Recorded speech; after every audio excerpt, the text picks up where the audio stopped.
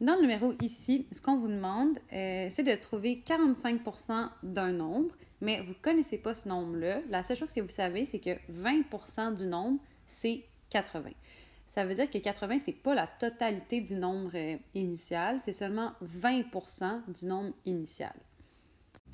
Il y a plusieurs façons de faire ça. Je vais vous en montrer deux. La première méthode apprend deux étapes, puis la deuxième méthode va en prendre une seule. Donc, pour la première méthode, notre première étape, ça va être d'aller trouver le nombre initial, donc trouver le nombre au complet.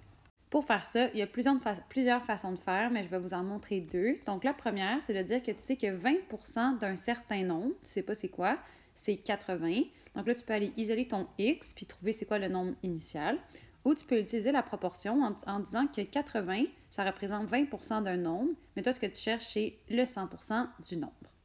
Dans tous les cas, vous allez trouver que le nombre initial, c'est 400. Une autre façon de faire ça serait peut-être aussi de juste faire x5 au 80, parce que 20%, ça représente 1/5 du nombre.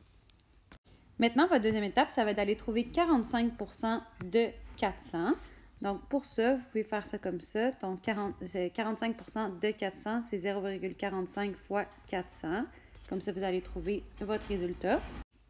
Ou sinon, vous pouvez faire la chose suivante. Donc, vous dire que 400, c'est 100% du nombre, mais vous, ce que vous cherchez, c'est 45% du nombre.